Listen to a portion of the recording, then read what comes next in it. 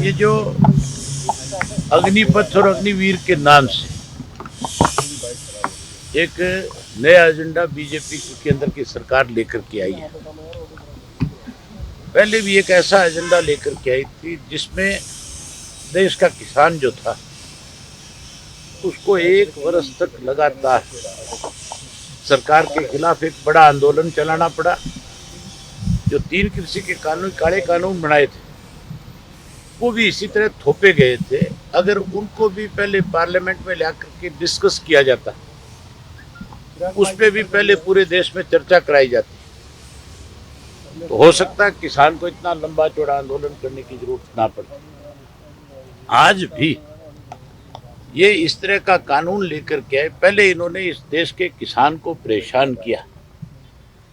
BJP ने केवल इसलिए लेकर के आई कि वो देखना चाहती थी इस देश का किसान सरकार के अगर कोई गलत निर्णय है तो उनके खिलाफ कितनी बड़ी लड़ाई लड़ सकती है, शायद ये देखना चाहते हैं। और उनको इस बात का फिर एहसास भी हो गया कि किसान दबने वाला नहीं है। किसान ने सरकार की एक तरह से जो बेकायदगियां थी उसके लिए उसको मजबूर कर दिया। आज इन्होंने जवान के साथ छेड़खानी करी। आज इस देश के जवान को कहीं ना कहीं ये देखना चाहते हैं कि तुम जो मर्जी निर्णय कर लोगे, क्या जवान तुम्हारी हर बात को मान लेगा क्या? ये बहुत गलत प्रथा है। अगर देश की सीमाओं की पहरेदारी करने वाले लोग 4 साल के लिए ठेके पे भर्ती किए जाएंगे तो फिर मान के चलो जिस किसी को एक्स सर्विसमैन का दर्जा नहीं मिलेगा, जो कोई भी एक्स सर्विसमैन के बाद जो फैसिलिटीज़ है वो उसको नहीं मिलेगी, तो वो जा कर के पेंशन ना मिले या उसको मेडिकल की कोई फैसिलिटी ना मिले, उसके परिवार के पीछे कोई सहायता करने वाला ना हो, तो फिर वो ये मान के चलो कभी भी देश की सीमाओं पे खड़ा होकर के दुश्मन के सामने लड़ाई नहीं लड़ सकता। 4 साल में कोई भी फौजी की ट्रेनिंग नहीं हो सकती। फौज के अंदर वो सोल्जर जाकर के लड़ाई लड़ते हैं जिनको 7-7, 8-8, 10-10 वर्ष फौज में भर्ती हुए होते हैं। हमेशा जो भी कोई फोर्सेज है, चाहे हमारी पुलिस की फोर्स है, चाहे कोई सीआरपीएफ की है, आपके बीएसएफ की है या आपकी फौज की कोई है, उनकी ट्रेनिंग लगातार चलती रहती है।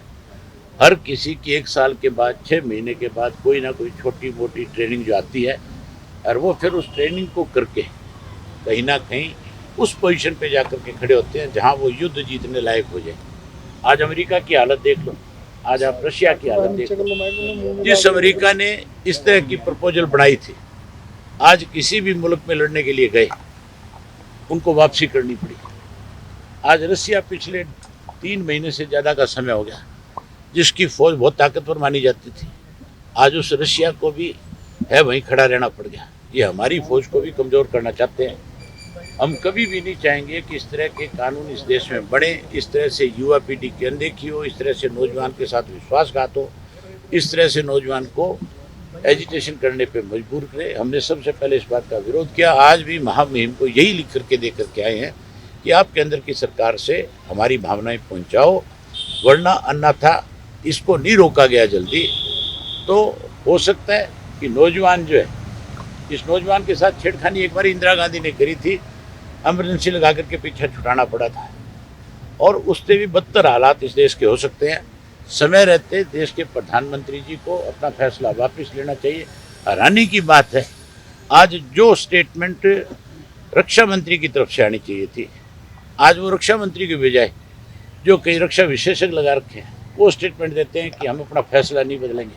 आप नौकर हैं, आपको किसी ने ये अथॉरिटी नहीं दे रखी है कि आप जाकर के स्टेटमेंट दे करके नौजवान को भड़काने का काम करें। आपको जिस चीज़ की नौकरी का पैसा मिलता है, तनख्वाह मिलती है, वहीं तक सीमित रह के बात करें तो ज़्यादा अच्छा है। नौजवान के साथ छेड़खानी ना करें, अन्यथा इसके नतीजे बहुत गलत तरह के निकलेंगे। आप मान के चलो जिनको 4 साल की ट्रेनिंग होगी, कल को फिर नौकरी नहीं मिलेगी, तो वो ट्रेंड एक आदमी जो है अगर वो क्राइम की तरफ बढ़ गया तो वो कितना बड़ा नुकसान कर देगा किसी का। इसलिए किसी को आप नौकरी ना देने की बजाय क्रिमिनल बनाने का काम ना करो। ये प्रथा जो है ये देश के लिए घातक है, नौजवान के लिए भी घातक है।